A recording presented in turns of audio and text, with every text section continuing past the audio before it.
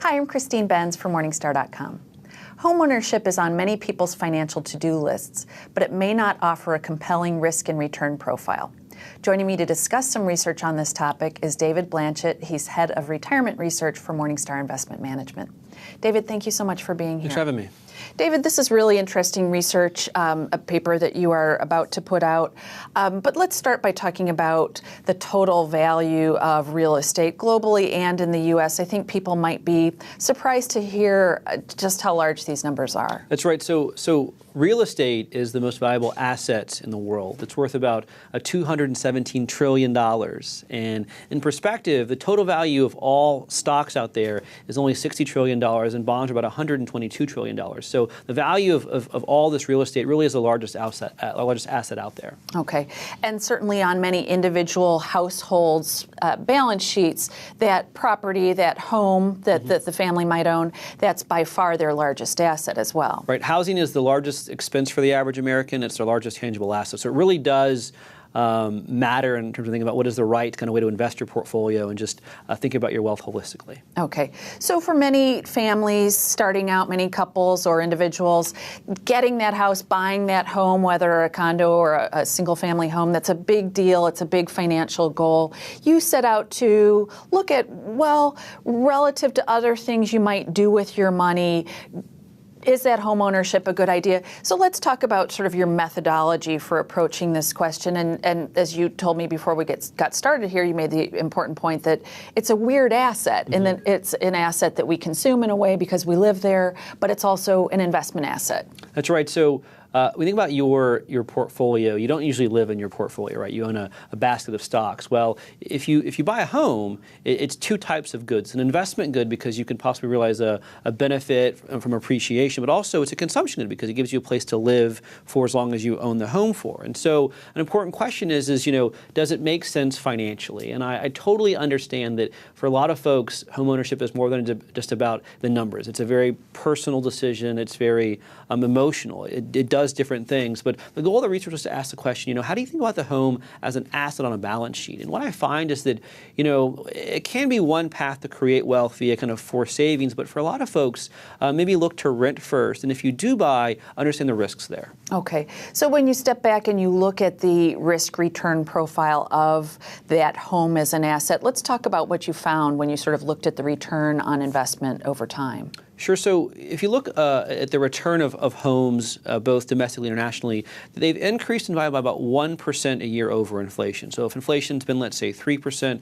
homes go by about 4% a year. Now, there's some problems, though, with those numbers. I mean, one big problem with the metrics we use, the house price indexes, is that they're tied to resale value of homes. So someone sells a home in 2011, it resells in 2016. What is the change in value? Well, a problem there is capital improvement. So if I were to buy a home and try to flip it, put all this money into it, you don't see those expenses in terms of the actual resale value. There's also things like insurance, ongoing maintenance, real estate taxes that really kind of drive that down. So I think that, when you factor in all the costs of owning a home, the realized return is often less than inflation or possibly even negative. Okay.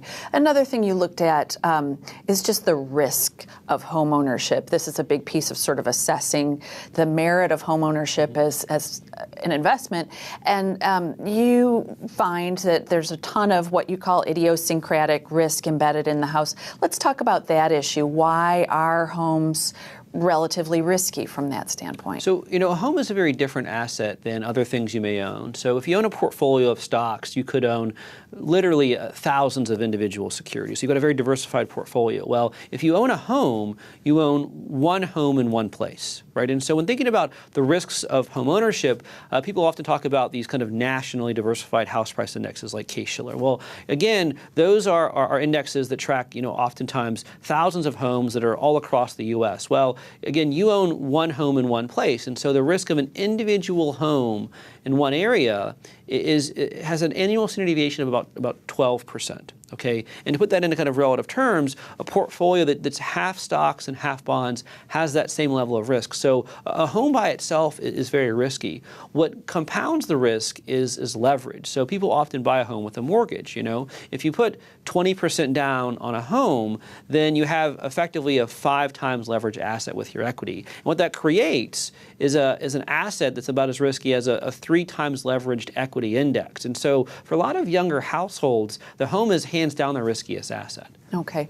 So you acknowledge that it's a really personal decision, a lot of personal factors embedded in the decision about whether to rent or own. But you say that folks who happen to live in a city or community where it's relatively undiversified economically, that's a particularly risky bet to make. Let's talk about that. It is. And so I think that again, we all want to live in a home it's a nice place to live. But let's say that you have a new job and you move to a town, and this is a one-company town that has one main employer, or it's a town where every employer is kind of tracked to one single industry. Well, the problem there is if that one employer or the industry happens to suffer, it could materially affect your home price, your home appreciation. And so when kind of asking yourself how risky is this home, a really important question is, well, how risky is the area that I live in terms of number of employers and industries that they actually work in? Okay.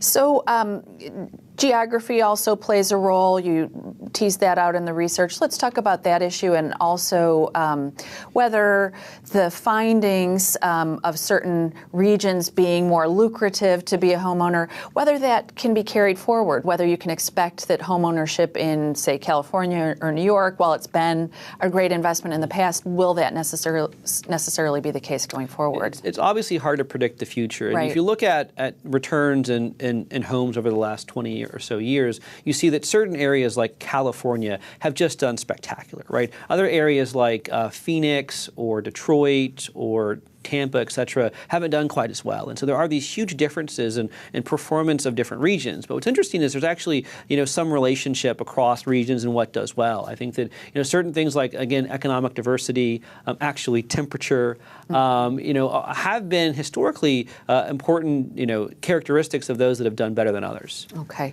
Last question relates specifically to retirement. We talked about how home ownership is a big asset on many household balance sheets, and that's especially true for retirees, where that is sometimes their biggest asset they bring into retirement.